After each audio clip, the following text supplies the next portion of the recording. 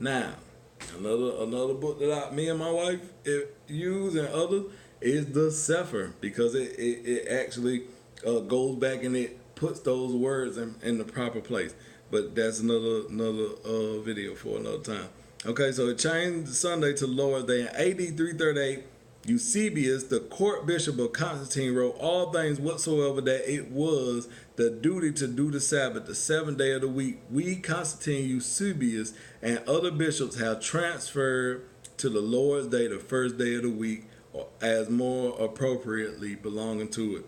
Instead of the humble lives of persecution and self-sacrifice led by the apostles, church leaders now exalted themselves to the place of God. This is the spirit of Antichrist, which we have heard is already dwelling in the land. I mean, so look at that. Look at how the times and the season have been changed. But I want to tell you something, my brothers and my sisters. Yahuwah told us to guard his commandments, and not only guard his commandments, but if we're going to guard it, that means that it's something precious to us. It's something that we're not going to let in, and something that we're not going to let out. It's nothing that we're going to allow to come and take it. It's nothing that he said, where your heart is, there will your treasure be also. And you're going to protect something that's precious to you. You're going to take care of something that's precious to you. So you're to guard his commandment. Let's look at it real quick. Exodus chapter 31, verses 13 through 17. Speak also to the children of Yasharel, saying, truly my Shabbatot, or my Sabbath days, ye shall guard, for it is a sign between me and you throughout what? Your generations, that ye may know that I am Yahuwah Mekodeshkim. I am Yahuwah who sanctifies you. That's what he's saying. Mekodeshkim. I am Yahuwah who sanctifies you. So it is to be a sign between him and his people throughout generations. Ye shall guard the Shabbat, therefore, for it is holy unto you. Everyone that defiles it shall surely be put to death. For whosoever does any work therein, that soul shall be cut off from among his people. 6 days may work be done, but in the seventh is the Shabbat of rest, holy to Yahuwah. Whosoever does any work in the Shabbat, he shall surely be put to death. Now, I want to say this. The death that he's speaking of may be a spiritual death. Don't take it so literal. The death he may be cutting off, that he may be talking about, is that curse that runs through your bloodline, that curse that runs through your family. Do you realize when you're in disobedience, blessings can't pour out on you. Only curses surrounds you. And a lot of times we don't see the spiritual implications, but those are the spiritual implications when you do not listen and obey what the Father is telling us to do. So therefore, instead of blessings, we receive curses. Not good luck, not bad luck. Blessings, curses. And when we don't keep and we don't obey, then curses follow us instead of blessings overtaking us. Amen. Amen. Now look at this. Because one thing I recognize is there was this man named Nehemiah, and he took it personal, guarding Yahuwah's commandment. He took it very personal, and he even laid a threat out to some that decided that they wanted to try to break Sabbath, because you have merchants and different things everywhere you go, and so therefore when like I said, we're not supposed to be buying, selling, and trading and doing different things on the Sabbath because we're calling somebody else to work as well. So we are to keep that day set apart, and whatever we need, we supposed to get it the day before. And like I said, me and my wife, we go to the self-checkout line. That way nobody else is doing it for us. So that praise Yahuwah that they have come up with this technology now, because at one time, you only could go to another person in order to get what you needed. But let's look at Nehemiah. chapter 13, starting from verse 15.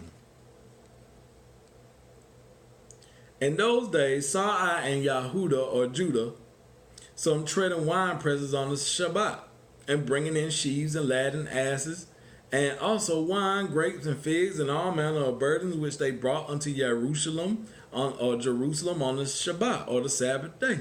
And I testified against them in that day wherein they sold victuals. There dwelt men of sore, also therein, which brought fish and all manner of ware, and sold on the Shabbat unto the children of Yahuda and in Jerusalem. Ain't it funny that every corner you go in, almost in America, there, every neighborhood you go in, where there's a black neighborhood, there are so-called stores on the corner that sell merchandise that we like to buy. Huh? You got your knitted hat, you got your t-shirts, you got your, some of them sell shoes, some of them sell pipes, some of them sell alcohol, some of them sell drugs, and different things in there. They even have your lottery. They got all your stuff that you want. And you know what I'm talking about, y'all Hebrews. All the stuff that you want. And look at that, just like right here in the day when he trying to help build the wall, trying to help build the temple back, and you got people there trying to sell and trying to bring in all the merchandise and wondering why is this man trying to disrupt all sale? Imagine if every neighborhood, black neighborhood, stopped going to the store on the Shabbat. What would it do to that neighborhood? Because other people don't come to our neighborhood because they fear the way that we live, because let's just be honest, the curse is around our people. Because we walk in ignorance. Nothing against Hebrew. Don't take that wrong. All I'm saying is we don't know who we are. We don't know our customs. We don't know our culture. And so therefore we try to blend and mellow in with everybody else's culture. And so when they bring all this stuff in, we willing to spend and buy, and then wondering why we ain't got no money. Because it going to all their wine, their beer, their merchandise that they're selling, their fish, and they put all the little areas and put all that stuff in our area. Amen. I mean, how many convenience stores with Indians do you see in the Caucasian areas? Let's just keep it real. Nope, you got those name brand stores that's there. And see, they brought all the little chain stores that's like Sitco and all those different places. But then you got all the Circle K's and the Flash Foods and the Hess and all that different type of stuff in the neighborhood where the Indians won't be.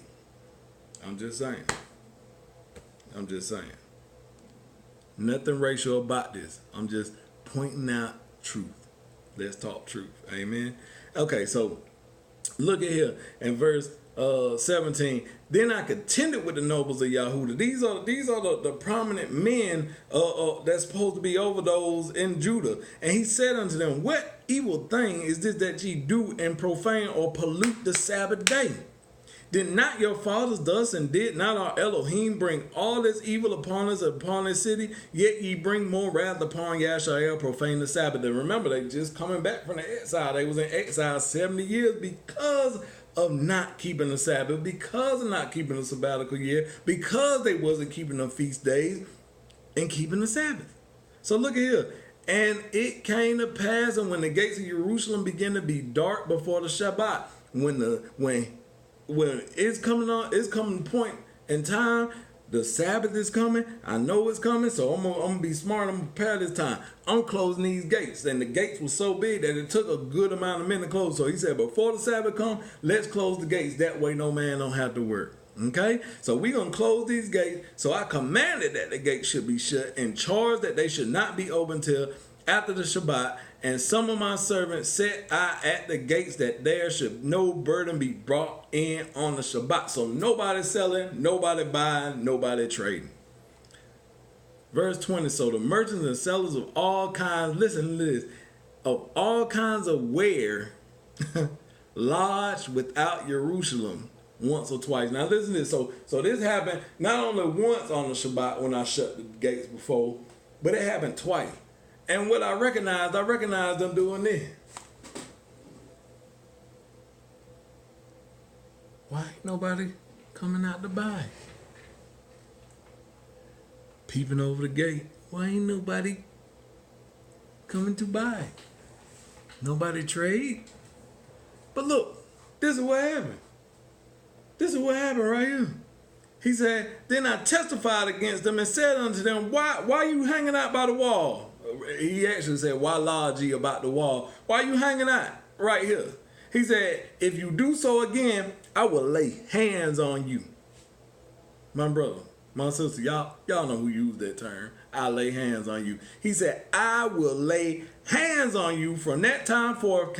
He said they came no more on the Shabbat. They knew, they recognized.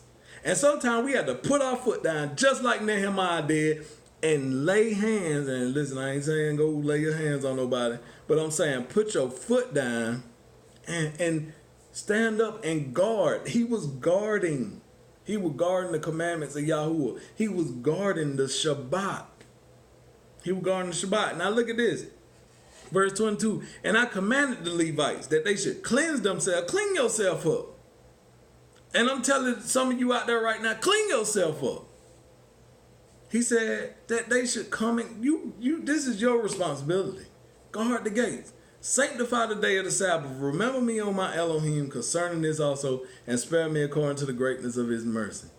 Now, it comes a point after that where he saw that some of the Jews were married to women of Ashdod and of Ammon and of Moab, and their children spoke having the speech of Ashdod and cannot speak in the Jews' language, but according to the language of each people. And he confounded them. But I want to say this, he confounded them with a curse and smote certain of them and plucked their hair and made them swear by Elohim, saying, ye shall not give your daughters unto their sons, nor take their daughters unto your sons for yourselves. And we know that that's what happened to Shalomah or Solomon. We know that that's what happened with him when things got out of whack and the kingdom went divided, because he began to mix and converse with different women, and they caused him to stray away from the Father, and he began to follow after the desires of their well, he began to worship their gods and commit idolatry, and we see that now all throughout the nations, everywhere. And even in Christianity, paganism is mixed all in. We celebrate Christmas and say it's for Christ. We celebrate Easter and say it's because he hung on the cross. But all that is paganism in origin. St. Patrick's Day. Now, it was a true St. Patrick, but it isn't even being recognized for the right thing, because people paint Bill Green and drink and get drunk. Not even giving him the proper respect that he was doing to win souls to Christ. Anyway, so now I want to say this. In the mixing of people, yes, that was told not to do, but one thing he has done was sent his son that even the Gentiles may be engrafted in. So therefore, look what he says in Isaiah chapter 58. Yeshayahu chapter 58. Our God is an awesome God. Rahab wasn't a Jew, but she was engrafted in. Now, listen to this. A couple chapters before Rahab got brought in, somebody from the tribe of Judah had just been removed because they touched the accursed thing. And then here come Rahab, allowing the spies to come in. She took care of them. She watched out for them, and they made a pact, and boom. Next thing you know, Yahuwah kept his pact because of the men that was out there, going in after him, and that walked according to his ways, and he kept it, and he allowed her to be engrafted into the children, and even some of the children of Judah, she is some of their mother.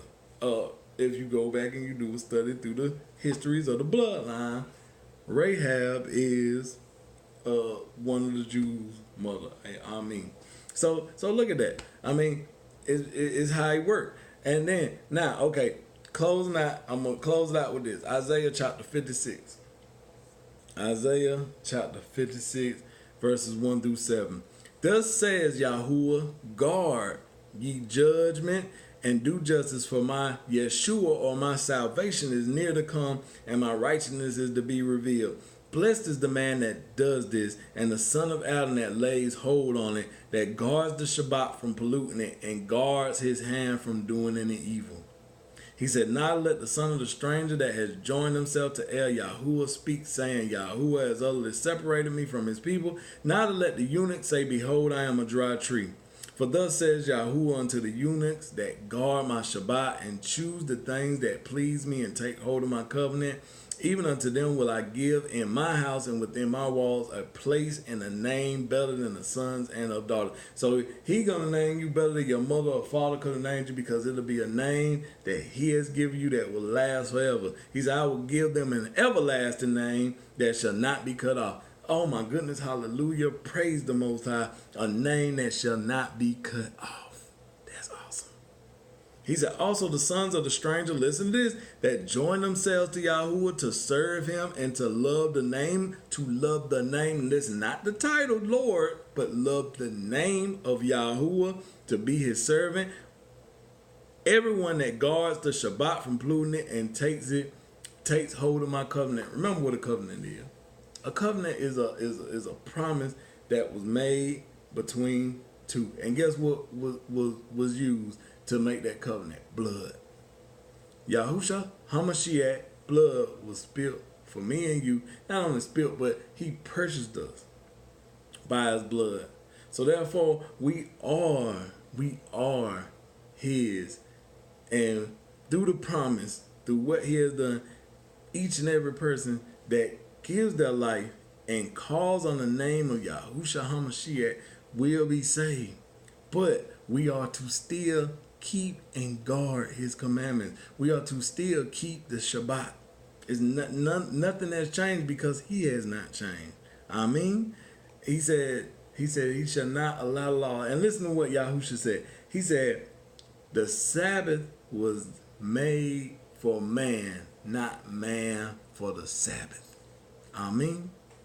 So let's look at the last verse.